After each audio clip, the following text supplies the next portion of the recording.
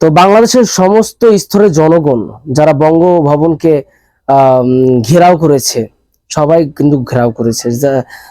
বিভিন্ন জায়গা থেকে বঙ্গভবনে গিয়েছে, সেখানে ঘেরাও করে বঙ্গভবনের ভিতর প্রবেশ করেছে। তো ভালো ছিল মোটামুটি। শেখ মুজিবুরের ভাস্কর্য ভেঙেছে।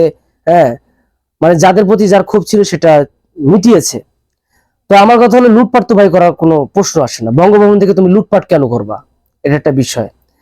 তো অনেকেই দেখি যে ফ্রিজ নিয়েছে, অনেক কিছু, হাঁস নিয়েছে, বিভিন্ন যে যা পেরেছে সে তাই নিয়েছে। মোবাইল নিয়ে, টেলিফোন নিয়েছে, এসি নিয়েছে।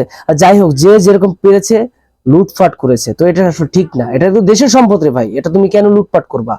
তোমার ক্ষোভ ছিল তুমি ভাস্কর্য ভাঙছো, বঙ্গবন্ধুর ভাস্কর্য ভাঙছো, ক্ষোভ ছিল তুমি পুলিশের থানা ভেঙেছো, যাই হোক ঠিক আছে।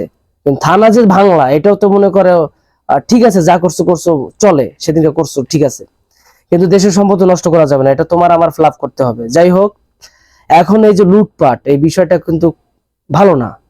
বড় বড় মার্কেট প্লেস ভেঙে সেখান থেকে লুটপাট করে নেওয়া হয়েছে। ভালো ভালো দামি দামি প্রোডাক্ট গুলো চুরি করা হয়েছে।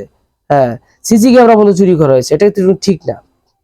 আর যাই হোক, অবশেষে একটাই কথা, ছাত্ররা তোমরা যা করছো বেস্ট অফ দ্য বেস্ট, এরপর বেস্ট হয় না। সবচেয়ে বেস্ট একটা কাজ করছো তোমরা, যেটা পুরো জাতি কেউ পারে নাই, তোমরা করে দেখাইছো। এখন তোমাদের কাজ হলো সঠিক একটা ইসলামিক নেতাকে এই রাষ্ট্রের চেহারে বসানো। ইসলামিক নেতা যেন ইসলামের আইন অনুযায়ী দেশ চালায়, এরকম একটা এই কাজটা তোমাদের এখন বাকি আছে। আর রাজপথ ছেড়ো না। রাজপথ কিন্তু ছাড়া এখন এখন প্রয়োজন নাই, এখনো কিন্তু ছাড়ার সেই কাজ হয় নাই, উপযুক্ত সময় হয় নাই। রাজপথ দখল করতে হবে এখনো।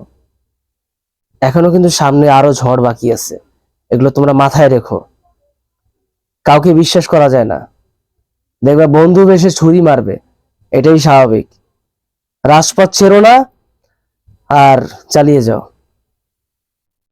ভালো থেকো।